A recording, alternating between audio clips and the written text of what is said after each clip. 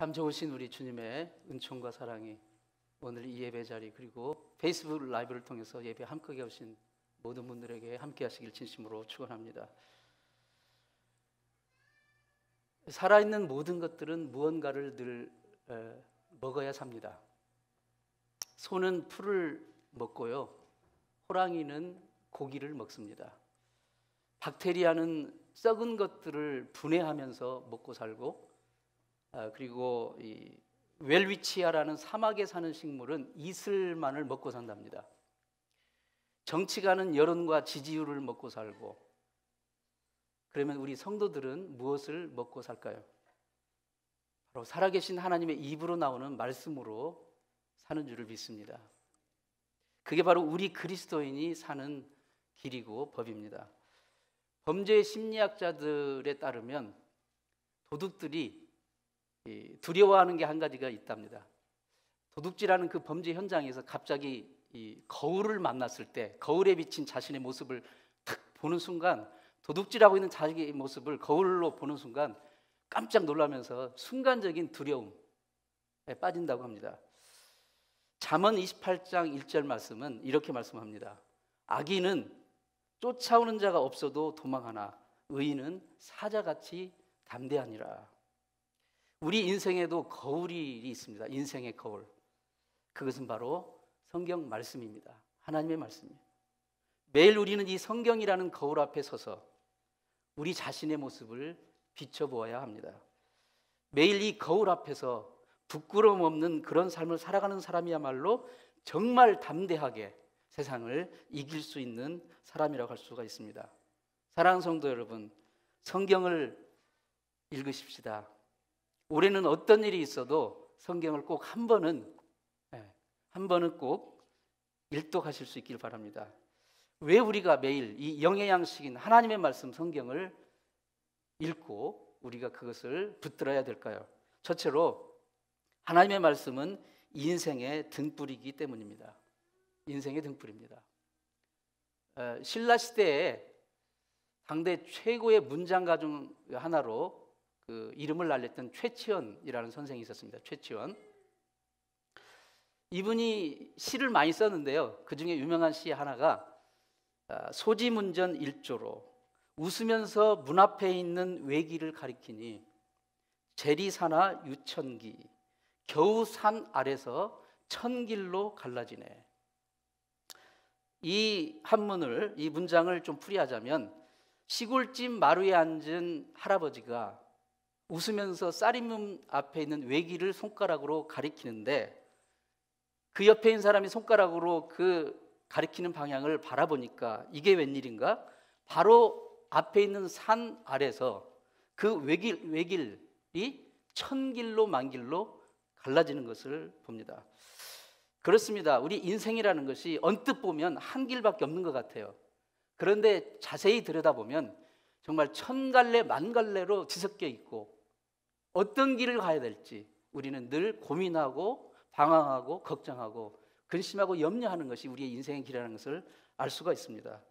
그 수많은 길들 중에 우리를 진심으로 진정으로 생명으로 인도하는 길, 그 길은 오직 한 길뿐입니다.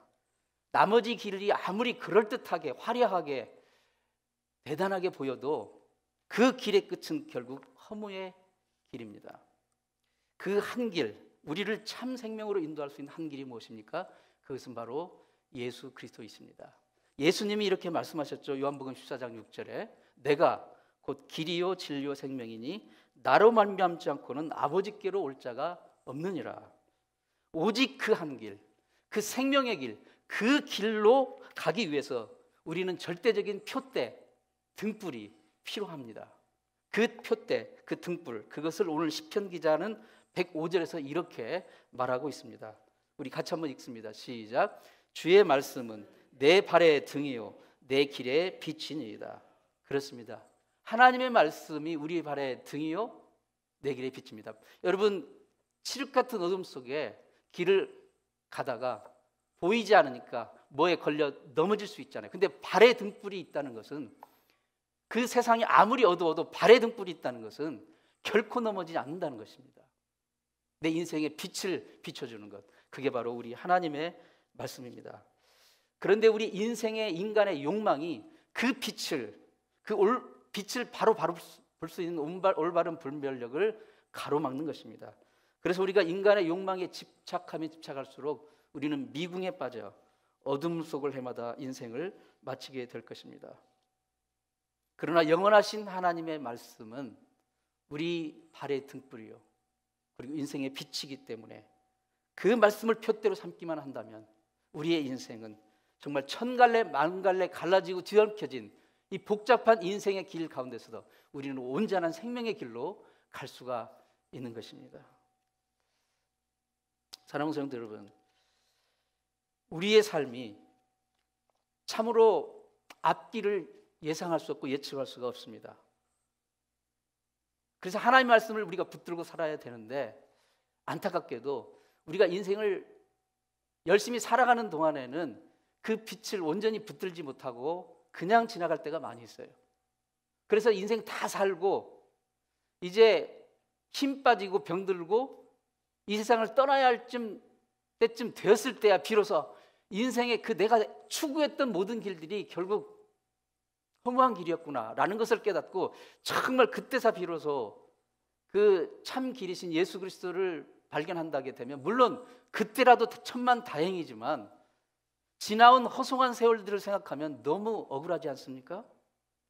우리가 한 살이라도 젊었을 때 조금이라도 일찍 바로 이 빛을 발견하게 된다면 이 생명의 길, 그 길로 행하게 된다면 얼마나 인생이 보람되고 가치 있고 행복한 인생이 되겠습니까?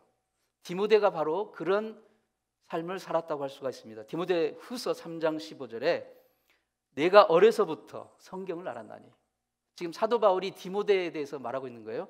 내가 어려서부터 성경을 알았나니, 디모데가 성경은 능히 너로 하여금 그리스도 예수 안에 있는 믿음으로 말미암아 구원에 이르는 지혜가 있게 하느니라. 디모데는 어려서부터 성경으로 양육받고 어려서부터 성경을 통해 온전한 믿음의 사람으로 성장을 해서 위대한 복음의 사명자가 된 것입니다. 오래전에 미국의 23대 대통령 벤자민 해리슨이라는 대통령이 있었는데 그렇게 유명한 대통령 아닌 것 같아요. 이름이 그렇게 좀 낯선 거 보니까.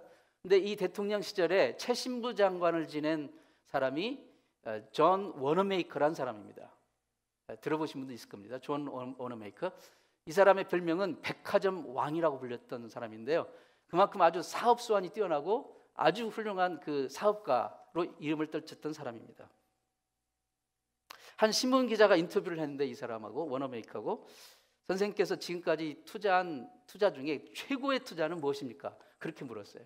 왜냐하면 막 비즈니스로 성공한 사람이니까. 그러자 이 워너메이커가 이렇게 대답합니다. 제가 12살 소년 때 2불 75센트를 주고 빨간 성경책을 하나 샀는데 그게 내 인생의 최대의 투자입니다. 왜냐하면 그 성경이 지금의 나를 만들었기 때문입니다. 이렇게 대답을 했습니다. 사랑하는 성도 여러분, 여러분의 자녀들에게 얼마나 성경을 읽도록 권면하고 계십니까? 얼마나 여러분의 자녀들에게 성경을 가까이 하도록, 하나님의 말씀을 가까이 하도록 권면하고 계십니까? 수원에서 오랫동안 목회하시다가 은퇴하신 목사님이 계셨는데 이름만 대면 알만한 유명한 목사님입니다. 근데 그분이 자녀가 3명이 있었는데요, 슬하에 아주 그 자녀들을 다 잘 키우고 훌륭한 그 사람들로 다 성장을 했어요. 근데 막내 요한이라는 막내가 청소년 때 사춘기 때 너무 방황을 하고 속을 썩이고 그렇게 엄마 아빠 마음을 아프게 하는 거예요. 네. 그 큰 교회 목사님인데 막내가 그렇게 막 휘젓고 다니니까 너무 힘들고 어려워서 정말 이 목사님과 사모님이 기도를 이 요한이 때문에 많이 했어요. 그분의 그 자서전에도 보면 좀 나오는데 어쨌든 그 요한이를 위해서 기도를 많이 했는데 기도 가운데 성령님께서 지혜를 주시는데 다른 걸로는 되지 않으니 요한이에게 성경을 많이 읽도록 성경을 많이 읽히라 그 지혜를 주신 거예요. 그래서 뭐 안 되니까 뭐 아무리 회초리를 쳐도 안 되고 잔소리를 해도 안 되고 그러니까 성경을 읽도록 해야 되겠는데 아니 이렇게 금방 됩니까? 그러니까 이 애하고 계약을 했어요. 요한아, 네가 하루에 성경 한 장 읽으면 100원씩 줄게. 한 장이면 2페이지니까 2페이지 읽으면. 그러자 요한이가 그 아빠에게 100원 탈 요량으로 성경을 읽기 시작했어요. 마음에도 없지만. 근데 어느 날 아빠가 이제 그 목사님이 하루 일정 마치고 집에 퇴근해서 왔는데 요한이가 웃으면서 아빠 오늘 다 성경 100장 읽었어.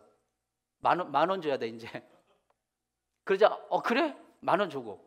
그런데 요한이가 이제 그 아빠에게 돈 벌 요량으로 계속 성경을 읽는데 어느 날부터인가 애가 눈빛이 변하는 거예요. 행동이 변하고 말이 변하고 이제는 스스로 성경 그러면서 어느 날 이렇게 아빠 이제 돈 안 줘도 돼요. 나는 이제 성경을 계속 읽을 거예요. 회초리도 안 되고 잔소리도 안 되고 윽박질도 안 되고 무슨 일을 해도 안 되는데 성경을 읽게 하니까 하나님의 말씀은 살아있는 생명이니까 살아있는 생명이 그 어린아이라 할지라도 그 삶 가운데 역사하니까 그가 변하는 거예요. 사람으로는 안 되는 게. 그래서 결국 그 아이가 잘 커가지고 미국으로 유학도 가고 해서 정말 훌륭한 사람이 되고 훌륭한 하나님의 사람이 되었습니다. 사랑하는 성도 여러분, 여러분의 자녀들이 속썩입니까 혹시? 어떤 수를 써더라도 성경을 읽도록 하십시오. 그 스스로 성경 앞에 자기 자신을 성경 앞에 서도록 하십시오. 그게 여러분이 자녀를 위해 할 수 있는 가장 좋은 사랑입니다. 우리는 하루에도 12번씩 이 김이 머리끝까지 올라옵니다. 자녀들을 이렇게 대할 때. 근데 우리의 능력, 우리의 어떤 그 경험과 지혜로는 안 되는 거예요. 안 되는 거예요. 아이들도 상상을 초월하는 고민과 어려움을 가지고 있어요. 그 어린 아이들도. 그들을 어떻게 우리가 그들을 인생을 복된 인생으로 인도할 겁니까? 하나님의 말씀이 아니고서는 안 되는 거예요. 내 발의 등이요 내 인생길의 빛인데 그게 없는데 당연히 헤맬 수밖에 없죠. 당연히 방황할 수밖에 없는 거죠. 왜 우리가 영의 양식인 하나님의 말씀을 매일 먹어야 됩니까? 두 번째로 말씀은 우리를 거룩하게 보존하기 때문입니다. 예수 믿고 구원받아 하나님의 자녀가 된 우리는 이제 새로운 인생의 목표와 새로운 인생의 의미를 갖게 되었어요. 사명이 주어진 겁니다. 그것이 무엇입니까? 베드로 사도가 잘 설명해 주고 있는데요. 베드로전서 1장 15절 16절에 이렇게 말씀합니다. 오직 너희를 부르신 자처럼 너희도 모든 행실에 거룩한 자가 되라 기록하였으되 내가 거룩하니 너희도 거룩할지어다. 누가 우리를 불러주셨습니까? 하나님이십니다. 그 하나님은 거룩하신 분입니다. 그 거룩하신 하나님이 우리를 부르셔서 부름받고 구원받은 우리는 그분께 인생의 새로운 목적과 의미와 방향과 사명을 받은 자예요. 그게 뭐냐면 그분을 닮아가는 거예요. 그분을 닮아 거룩하게 사는 그 거룩함의 열매를 맺는 것입니다. 근데 그게 어떻게 가능합니까? 우리 힘으로는, 우리의 능력으로는 불가능합니다. 예수님이 세상 떠나시기 전에 사랑하는 제자들을 위해서 특별히 하나님 아버지께 중보기도하는 장면이 나옵니다. 요한복음 17장에 나오는데요. 그 17장 15절에 보면 주님이 이렇게 기도합니다. 내가 비옵는 것은 저희를, 즉 제자들을 세상에서 데려가시기를 위함이 아니요 오직 악에 빠지지 않게 보존하시기를 위함입니다. 예수님은 지금 이제 십자가를 지시고 세상을 떠나셔야 할 때가 됐어요. 자기가 떠나면 제자들만 남게 되는데 세상에 남아있는 이 험한 세상에 남아있는 그 제자들을 위해서 기도할 때 하나님 저들이 악에 빠지지 않고 저들을 거룩하게 보존하여 주옵소서라고 그들을 위해 기도하시는 거예요. 그리고 이어지는 17절에서 주님은 이렇게 기도하십니다. 저희를 진리로 거룩하게 하옵소서. 아버지의 말씀은 진리입니다. 우리가 우리 스스로를 거룩하게 보존할 수가 없습니다. 우리 자녀들을 아름답고 흠없고 티 없이 정말 복된 인생으로 우리가 그들을 보존할 수가 없어요. 아무리 우리가 돈이 있고 능력이 있다 할지라도 그렇게 할 수 없습니다. 안 되는 거예요. 하나님, 진리이신 하나님의 말씀만이 그들을 거룩하게 보존할 수가 있는 것입니다. 진리이신 하나님의 말씀과 성령님만이 우리를 거룩하게 보존하십니다.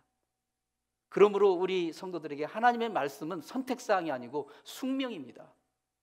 숙명이에요. 우리가 우리의 손에서 말씀을 내려놓는 순간, 우리의 마음 가운데서 말씀을 버리는 순간 우리는 부패할 수밖에 없고 이 험한 세상 속에서 그대로 썩어져 갈 수밖에 없을 것입니다. 이 진리를 깨달은 시편 기자는 오늘 본문 106절에서 이렇게 외칩니다. 같이 한번 읽습니다. 주의 의로운 규례를 지키기로 맹세하고 굳게 정하였습니다. 여러분, 이런 맹세와 정함이 있어야 됩니다. 주님의 말씀을 지키기로 맹세하고 굳게 정했습니다. 이러한 다짐을 우리는 해야 됩니다.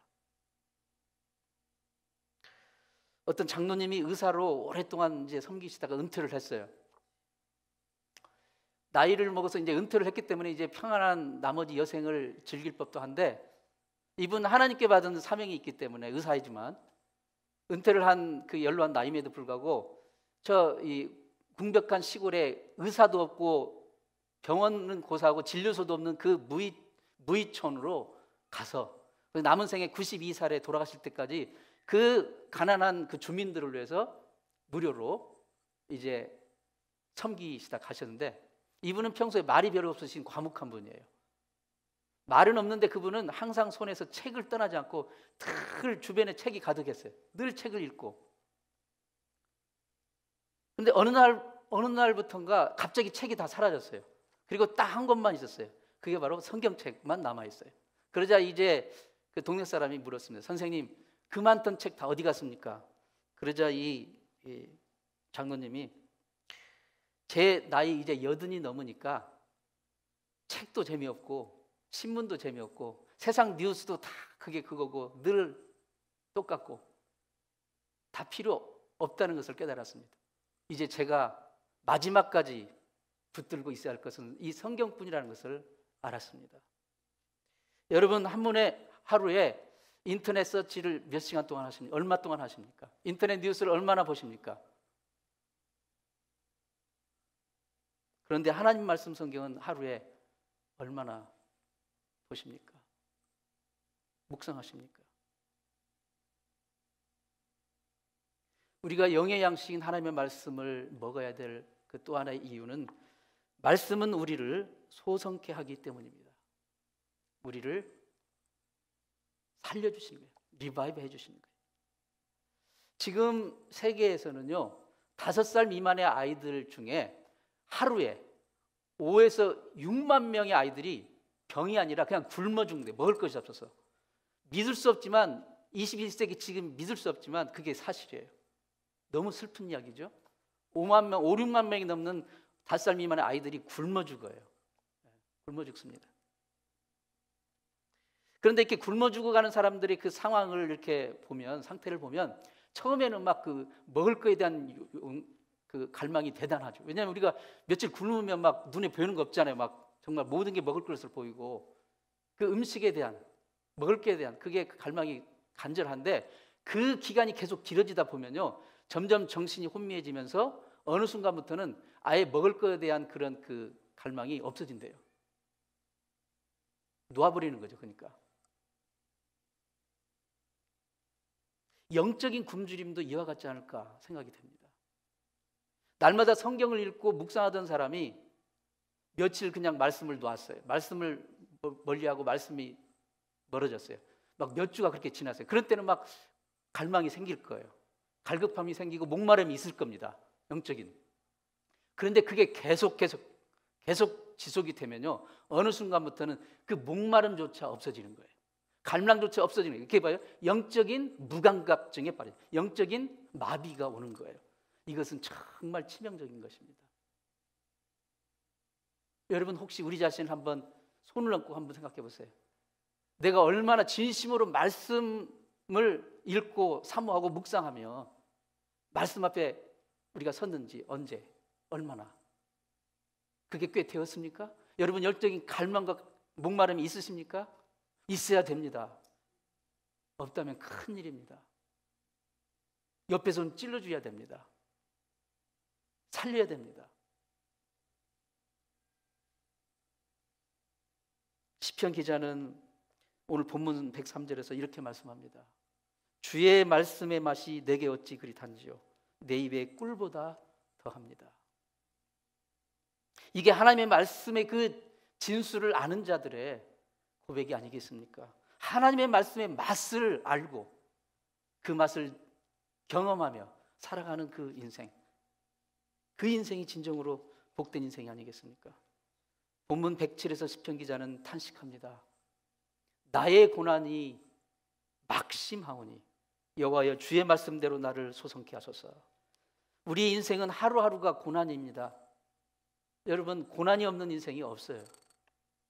네. 정말 매일매일이 고난입니다. 여러분은 어떠신지요? 고난이 없으십니까? 축하드립니다. 그러나 고난이 모두에게 다 있습니다. 오늘 자고 나면 내일 또 내일의 고난이 오고요. 오늘 지금 시편 기자의 탄식대로 나의 고난이 막심하다고 합니다. 막심하다고. 고난의 인생길을 우리가 어떻게 헤쳐나갈 수 있습니까? 고난은 우리가 이 세상에 있는 동안에 계속 멈추지 않을 겁니다. 늘 우리 주변에 있을 겁니다. 그러니까 고난으로 점철된 우리 인생길을 어떻게 살아나갈 수 있겠습니까? 사람의 위로와 격려로 됩니까? 그것은 잠시는 도움이 될 수 있을지 모르지만 궁극적인 처방은 되지 못합니다. 무엇이 고난으로 점철된 우리 인생의 길을 궁극적으로 정말 우리를 소성케 할 수 있습니까? 살아계신 하나님의 말씀입니다. 성경학자인 찰스 셔 교수가 어느 날 교통사고를 당했어요. 그래서 이제 혼수 상태에 들어갔어요. 동료 교수가 문병을 갔는데 병원으로 이게 지금 무의식 상태예요. 그런데 가만히 보니까 입술이 움직이는 거예요. 입술이. 그래서 입술이 움직여서 아니 무의식 상태인데 그래서 이렇게 귀를 기울여서 이렇게 동료 교수가 이렇게 입술이 이렇게 떨리고 뭐라고 말을 하는 것 같은데 들어보니까 시편 1편을 외우고 있는 거예요. 그것도 원어인 히브리어로. 그러니까 이 셔 교수는 평소에 늘 말씀을 묵상하고 막 외우고 암송하는 분이었어요. 그러니까 인생의 가장 궁극적이고 가장 어려운 결정적인 순간에 무의식인데 말씀이 그 속에서 살아 역사하는 거예요. 말씀이. 여러분 나이를 먹을수록 말씀을 막 암송하십시오. 그러면 치매 예방에 좋답니다. 네, 말씀을 많이 암송하세요. 하루에 딱 한 절씩만. 하루에 한 절 갖고 계속 암송을 하는 거예요. 그러면 목사님 저는 머리가 돌이라서 안 됩니다. 돌에 새기면 지워지도 않습니다. 오히려 더 잘 됩니다. 하루에 한 절. 저는 아침에 산책할 때 이렇게 좀 하는데요. 너무 좋습니다. 무의식 상태에서 나올 수 있을 정도로 말씀이 돼야 돼. 우리가 살리는 게 아니라 말씀이 살리는. 말씀 속에는 생명이 있으니까. 인생의 in the middle of the storm of life, 폭풍 같은 인생의 상황 가운데서도 하나님의 말씀이 내 삶 가운데 있다면 그 말씀이 살아 역사하는 것이에요. 어떤 아버지가 아들에게 대학 붙으면 차를 한 대 사주겠다고 약속을 했어요. 근데 이 아이가 딱 건이 대학을 붙었어요. 그러자 아버지에게 빨리 차 사주세요. 근데 아버지가 갑자기 오리발을 내밀면서 성경책을 사주면서 이것을 먼저 읽어라. 그러면 읽으면 이 속에 차보다 더 귀한 보화를 발견할 것이다. 그러니까 아이들은 배신감을 느꼈어요. 그래가지고 이제 학교 가가지고 기숙사 4년 동안 기숙사에 있으면서 집에 한 번도 오지 않았어요. 아버지가 약속을 배신했다. 약속을 어겼다. 아버지에 대한 원망과 증오, 불평 이거 하면서 4년을 지냈어요. 그리고 이제 드디어 학업을 마치고 졸업을 할 때가 돼서 기숙사에서 짐을 싸는데 아버지가 입학 때 사준 성경책을 보지도 않았거든요. 배신감을 느껴가지고. 그런데 선반 위에 성경책이 먼지가 잔뜩 쌓여서 있어요. 그래서 딱 그날 떠오르는 거예요. 입학 때 아버지가 사준 성경책이 떠오르라. 그래서 그것을 먼지를 털어가지고 탁 펴는데 거기서 종이 한 장이 툭 떨어지는 거예요. 그래서 이것을 딱 집어보니까 종이가 아니라 수표인 거예요. 아버지가 차 사라고 써준 차 살 수 있는 액수만큼 되는 수표를 거기다 넣어놓으신 거예요. 그때서 그는 깨달았어요. 이 말씀을 읽다 보면 차보다 더 귀한 보화를 말씀 속에서 차는 2차적인 거고 그걸 깨닫고 그런데 그게 이제 집을 이 기한이 지났기 때문에 수표를 더 이상 쓸 수도 없고 그는 뒤늦게 후회했습니다. 자기의 어리석은 고집과 불평,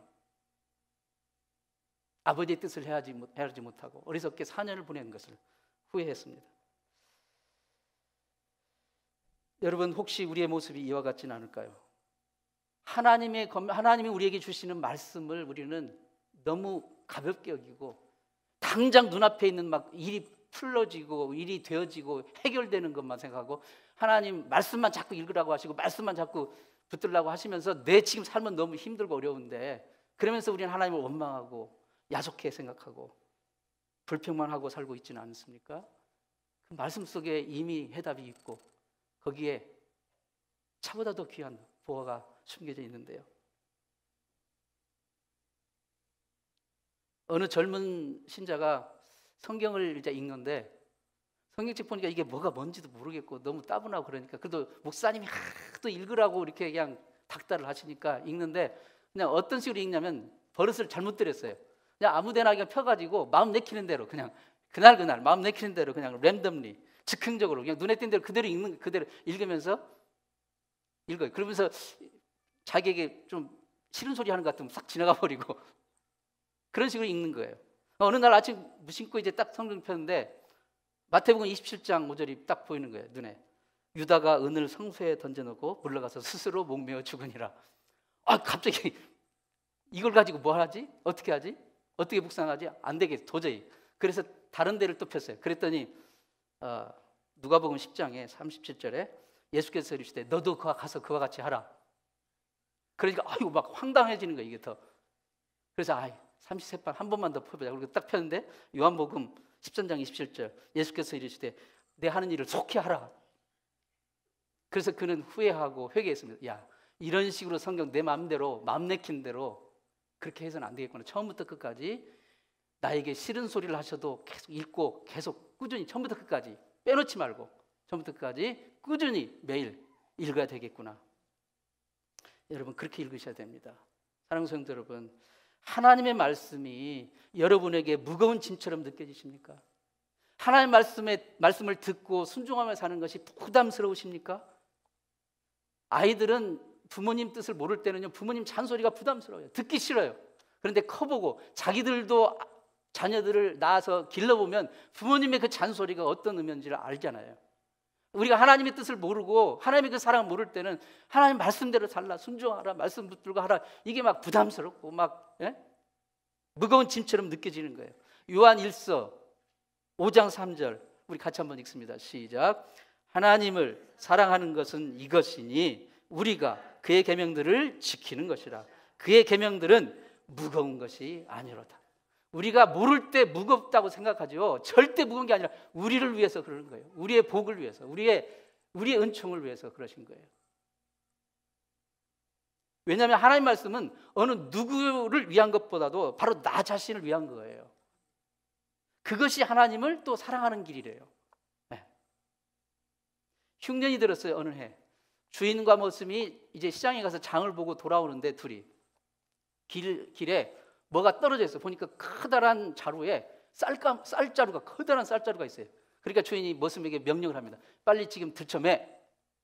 그러니까 지금 머슴은 장 본 거 들고 오기도 무거워서 저기 하는데 쌀자루가 있으니까 이걸 들쳐매야 되니까 그걸 매니까 막 불평이 속으로 나오는 거예요. 오늘 그냥 재수가 없어가지고 이게 이놈의 짬을 뻘뻘 흘리면서 들쳐매고 오면서 정말 무겁고 힘들구나. 그렇게 속으로 불평하면서 이제 길을 가고 있는데 갑자기 주인이 이렇게 말을 하는 거예요. 머슴에게. 김서방, 이 쌀가마니 니네 집에 갖고 가서 네 가족들 먹여. 그렇게 말을 하는 거예요. 그러자 갑자기 하나도 안 무거운 거예요.